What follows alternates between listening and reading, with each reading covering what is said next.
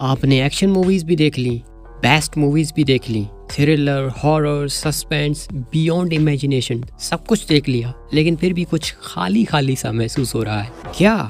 Big monster movies. Coming like a Hellcat.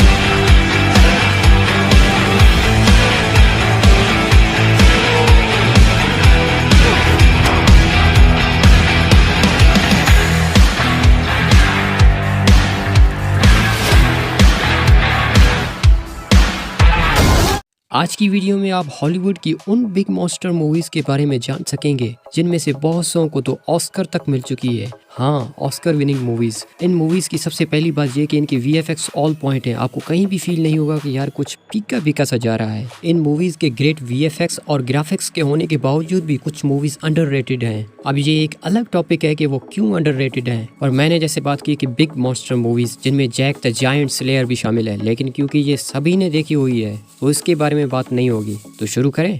Number 1, Lord of the ring.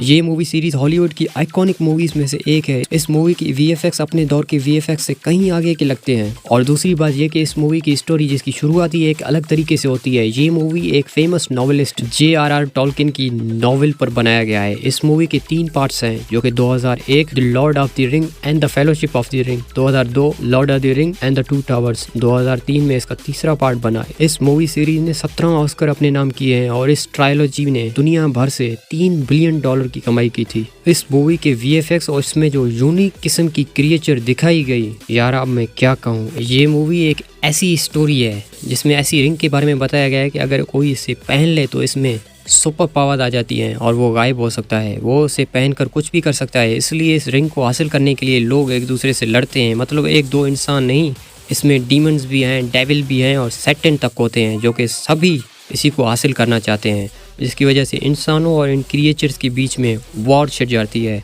और जब war होती है तो जब डिस्ट्रैक्शन होते हैं और जो वॉर के दौरान बड़े बड़े मॉन्स्टर को लड़ते हुए दिखाया जाता है। मुझे तो यही लगता है कि आप इस 3.5 घंटे की मूवी को आंख झपकाए बगैर भी देख लोगे। तो क्या हुआ, इसका सिर्फ एक पार्ट 3.5 घंटे का है और दूसरा 3 घंटे 25 मिनट का और तीसरा 3 घंटे 55 मिनट का। मुझे तो नहीं लगता कि आप जैसे नाजुक लोग हमारी 5 मिनट की वीडियो को भी डर डर के चलाते हैं और इंतजार नहीं हो रहा होता।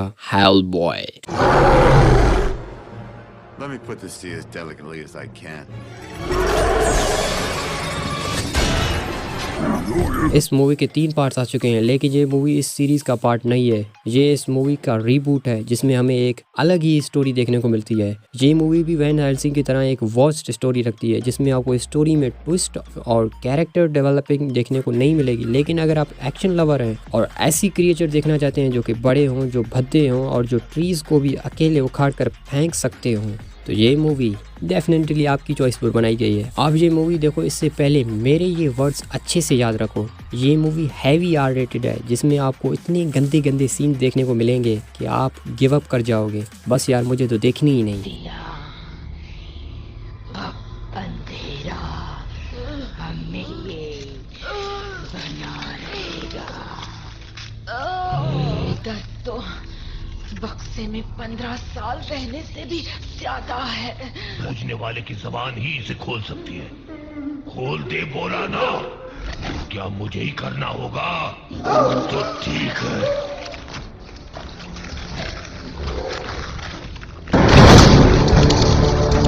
इस मूवी में एक सीन जिसमें हमें एक खौफनाक सी जगह पर एक बूढ़ी चुड़ैल को दिखाया जाता है, जो कि सिर्फ शक्ल से ही नहीं पूरी बॉडी से भयानक लग रही होती है। इस बूढ़ी चुड़ैल के पूरे बॉडी का यानी गोश्त उसके हाथों से और उसके बॉडी के बाकी पार्ट से लटक रहा होता है। आप ये सीन देखो या पूरी मूवी देख डालो, आपको एक बार उल्टी जरूर आएगी। अगर नहीं आई तो तबीयत तो डेफिनेटली खराब होगी। इस मूवी में वो चुड़ैल वाकई चुड़ैल होती है। यार मुझे तो अब जाके हॉलीवुड के थ्रू मालूम हुआ कि चुड़ैल क्या होती है।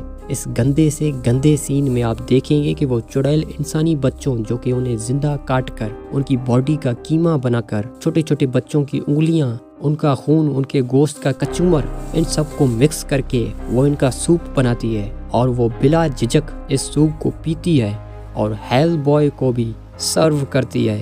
यानी आप गंदगी का लेवल देखें, हॉलीवुड कहाँ से ऐसे आइडियाज लाता है। कसम से मैं खुद हैरान हूँ। और तो और वो भद्दी सी खौफनाक गंदे चेहरे वाली चुड़ैल हेल बॉय को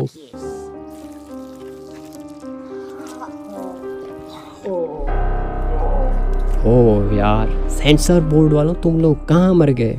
लेकिन फिर भी मैं ये कहना चाहूँगा कि मूवी बनी है तो देखना तो बनता है। ये मूवी आई थी 2019 में और ये बाकी के 2 पार्ट से अलग है।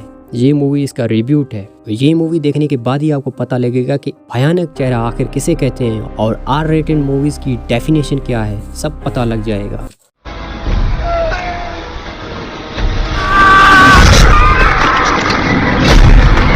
Van Helsing.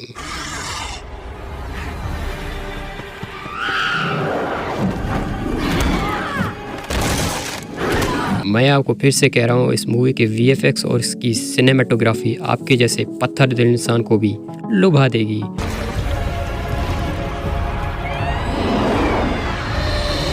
मूवी हालांकि 2004 में आई थी और इसकी मूवी मेकर्स ने इस मूवी को बनाने में बहुत ज़्यादा मेहनत की। इन्हें यकीन था कि ये मूवी बॉक्स ऑफिस पर हिट जाएगी और जब हिट जाएगी तो इसका हम ट्रायलॉजी भी बनाएंगे, जो कि बॉक्स ऑफिस पर लो बजट रेट और बैड रिव्यूज़ की वजह से ना बन सकी। इसकी वजह यह है कि इस मूवी की स्टोरी में मज़ा नहीं, जो कि कोई मोड़ नहीं लेती। लेकिन अगर आप एक्शन लवर हैं और आप ऐसे इंसान हैं जो कि कहते हो कि स्टोरी जाए भाड़ में, मुझे तो बस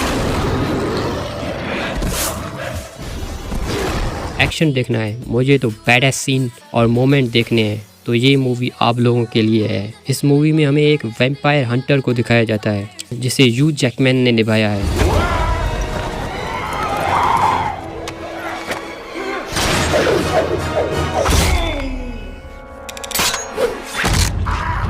और इसके साथ इस मूवी की एक और फीमेल कैरेक्टर वो भी ह्यू जैकमैन का साथ देती है इन वैम्पायर्स को मारने में, क्योंकि वो खुद पास्ट में एक वैम्पायर रह चुकी होती है। इसलिए जो दोनों मिलकर वैम्पायर्स को हंट करते हैं। ये दोनों नॉर्मल वैम्पायर को तो आसानी से मार देती हैं, लेकिन इनके आगे चैलेंज तब आता है जब इन्हें काउंट ड्रैकुला को मारना होता है, जो कि सब ड्रैकुलाओं का सरदार होता है और जाहिर है इसके पास पावर भी ज़्यादा होंगे। तो आगे अगर आप खुद मुलाहिदा फरमाएं कि ये दोनों किस तरह से ड्रैकुला को मारते हैं। मूवी के शुरू के 35 मिनट और आखिर के 20 मिनट इतने बढ़िया हैं जिसके बारे में मैं कुछ नहीं कह सकता।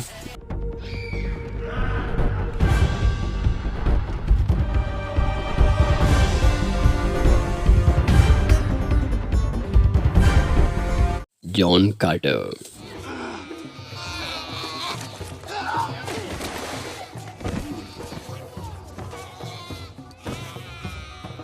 फिर से एक यूनिक कॉन्सेप्ट की मूवी। इस मूवी में हमें ये दिखाया जाता है, यार मैं सबसे पहले बोल रहा हूँ स्पॉयलर्स तो होंगे। अब मैंने पूरी मूवी देखी है और मुझे मूवी पसंद आई है, ये मेरे दिल को लगी और अब मेरा दिल चाह रहा है कि मैं आपको इस मूवी की थोड़ी सी कहानी रिवील कर दूं। तो आप कहाँ भागे जा रहे हो? चलो ठीक है, शॉर्ट कर देते हैं। इस मूवी में हमें एक जॉन कार्टर नामी शख्स को दिखाया जाता है जो कि आर्मी में रह चुका है। अब उसने आर्मी क्यों छोड़ी? क्योंकि उसे पता चलता है कि एक खजाना जो कि किसी पहाड़ के सीने में दफन है और जॉन कार्टर ये डिसाइड करता है कि मैं उस खजाने को हासिल करके ही रहूँगा। और जब वो वहाँ जाता है तो वहाँ देखता है कि यहाँ तो पहले से ही कोई और मौजूद है जो कि इस खजाने की हिफाजत कर रहा होता है। अब जब जॉन कार्टर की इससे नोक झोंक हो जाती है तो वो कुछ ऐसा कर देता है या कुछ जादू कर देता है कि जॉन मार्स पर टेलीपोर्ट हो जाते हैं, क्योंकि वो हिफाजत करने वाला खुद मार्शियन होता है। अब आगे जब आप मूवी देखोगे तो आपको मूवी बहुत ज़्यादा लुभने वाली है, क्योंकि मार्स पर जॉन कार्टर को वहाँ की कुछ क्रिएचर्स देखने को मिलती हैं जिनके 4 या 6 हाथ होते हैं। इन लोगों की सिविलाइजेशन को भी दिखाया जाता है। मुझे इस मूवी का यही सीन जब जॉन मार्स के एक अनजान मार्शियन से मिलता है और उससे इंग्लिश नहीं आ रही होती और वो जॉन की लैंग्वेज भी नहीं समझ रहा होता और ना ही जॉन उसकी समझता है, और जहाँ से जो कॉमेडी शुरू होती है और जो आगे एक्शन सीन्स आते हैं वो आपको स्क्रीन से हटने भी नहीं देंगी। ये मूवी आई थी 2012 में, क्लैश ऑफ द टाइटन्स। ये मूवी आई थी 2010 में। इसमें हमें टाइटन्स के बारे में दिखाया जाता है, यानी पुराने दौर के जो खुदा होते थे उन्हें डिफरेंट नाम से पुकारा जाता था, जो कि हर गॉड के हिस्से में मुख्तलिफ काम आते थे या इनके पास पावर्स होती थी चीज़ों को कंट्रोल करने की, जैसे कि ज़्यूस स्काई को रूल करता था, पोसाइडन सी को, और हेडीज हेल को रूल करता था। ये मूवी हमें इंसानों, शैतानों और टाइटन्स के बीच होते वॉर को दिखाती है। इस मूवी में एक सीन जिसमें एक मछुआरा फैमिली समुद्र में मछलियां पकड़ते हुए सी के गहरे पानियों में जाते हैं तो इन पर कोई वियर्ड क्रिएचर हमला कर देती हैं। वो इन सभी लोगों को मार देती हैं और आखिर में आपस में मिलकर हेडीज बन जाते हैं और हेडीज काला हेवला बनकर इनके शिप पर गिरता है, जिससे परसियस की फैमिली के सभी लोग मारे जाते हैं और यहीं से वो वादा लेता है कि वो हेडीज से अपनी फैमिली की तरफ से बदला लेगा। अब आगे आप खुद जाकर देखें कि वो कैसे हेडीज जैसे पावरफुल गॉड से अपना बदला लेता है।